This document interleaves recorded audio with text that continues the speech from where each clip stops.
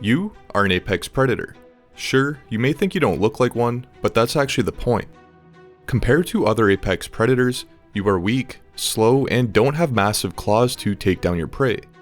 But yet, we seem to be at the top of the food chain, hunting animals into extinction, and have a higher trophic level rating than any other carnivore. So what is it about humans that makes us so deadly, despite not having the typical long fangs, speed, and claws you see with typical carnivores? Well, let's go back in time. Around 6 to 10 million years ago, humans evolved from frugivores. Then roughly 3 to 4 million years ago, we came down from the trees, and this is when everything changed. We became opportunistic.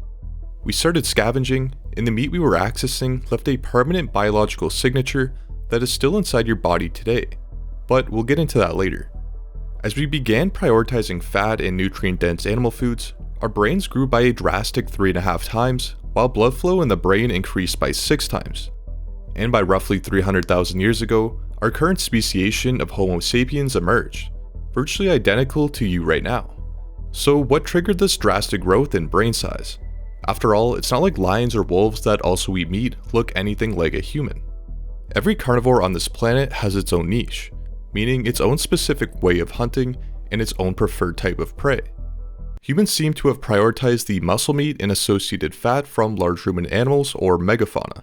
Instead of relying on speed, strength, or claws, humans relied on their brains. Everything that makes us human today is evidence of this. Our ability to create tools, communicate, problem solve, and use language are all a result of a superior hunting strategy. This is why we prioritize megafauna like mammoths, which we quite literally hunted into extinction. And this is what makes humans different. Pretty much every other carnivore on this planet is a contact hunter. To make a kill, they must get within reach. A saber-toothed cat attacking a mammoth is risking its life on every single attempt. We were able to hunt from a distance. Spears, traps, fire to drive entire herds off a cliff. We had organized tribes where if one hunter got hurt, the group fed him while he recovered. We could take risks nothing else could afford to take while having a superior method for hunting. And I think most people genuinely don't appreciate what this means.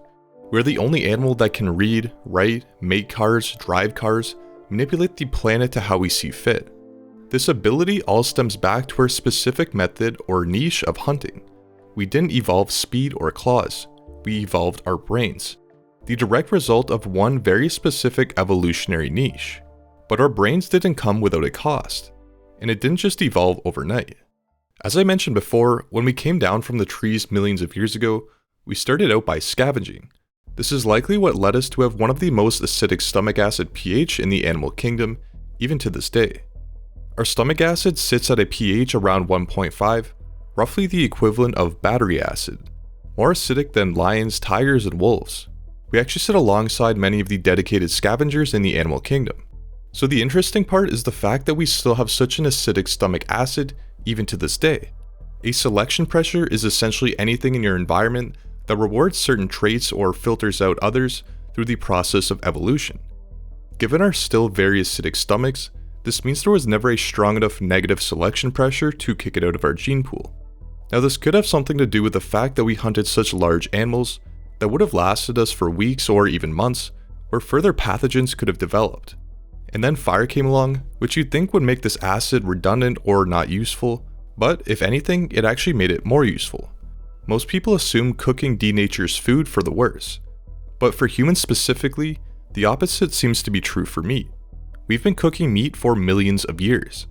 That's long enough for evolution to adapt, and what we adapted to was cooked meat being even more bioavailable, not less. This can help break down collagen, and proteins unfold and become easier to extract. So the use of fire alongside our low stomach acid pH actually created a synergistic effect, creating the perfect conditions for what would happen next.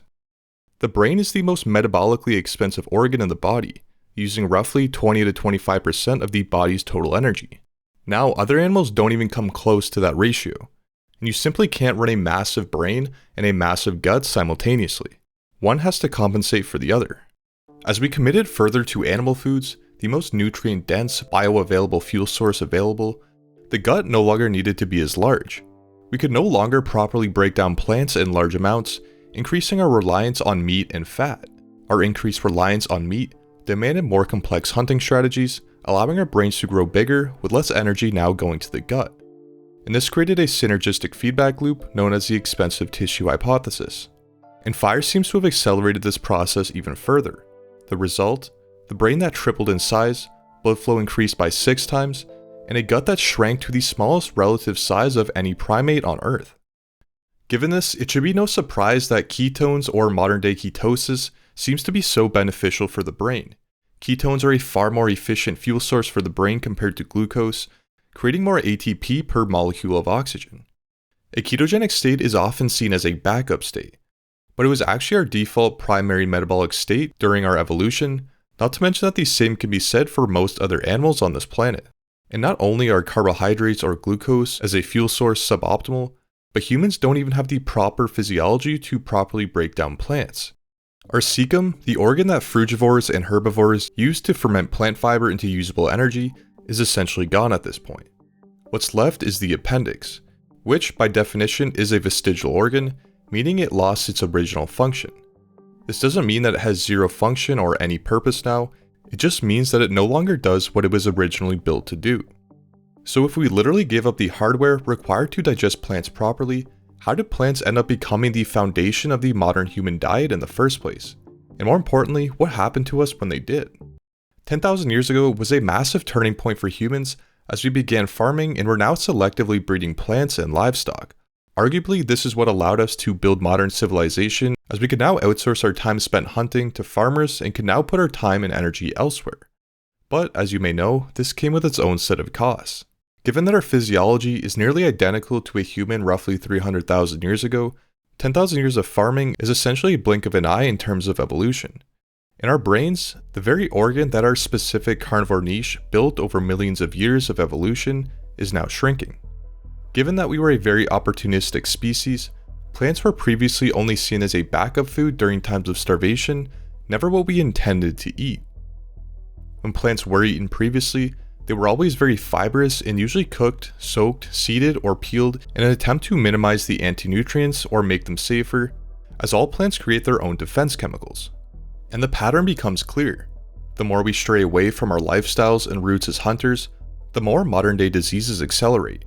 We are sicker, more medicated, and more cognitively depleted than any point in human history, while simultaneously following the most apparently sophisticated nutritional advice ever produced.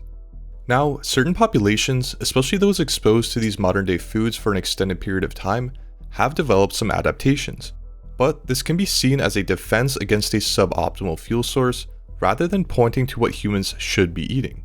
Inuit populations were exposed to modern Western diets.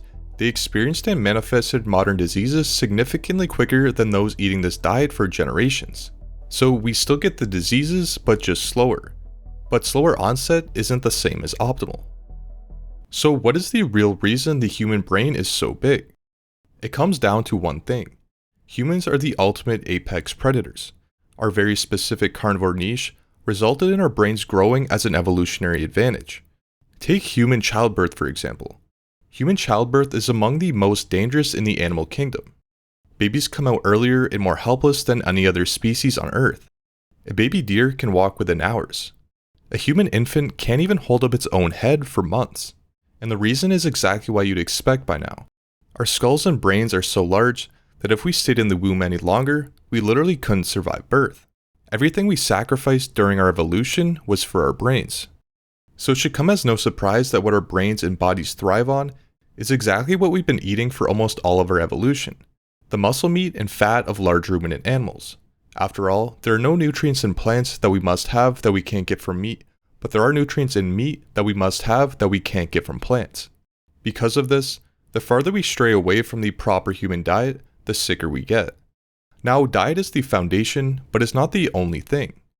Like how we move, how we breathe, how we regulate our circadian rhythm. Now obviously our modern day lives don't always allow us to live exactly like our ancestors did. But there are still things that we can do today that mimic those same conditions. And when you finally allow everything to work holistically again, it's almost hard to describe how it feels. Your brain, your body composition, your well-being, the closer you align your body to what it's actually come to expect for millions of years of evolution, the better you feel. And it's not just that you feel better, it's almost like something that was always supposed to work finally does. And this is exactly what I help people do with the Stoian protocol. So if you want to get help from me personally, as well as all of the other resources that you need to apply these exact principles, be sure to check it out by clicking the link in the pinned comment below.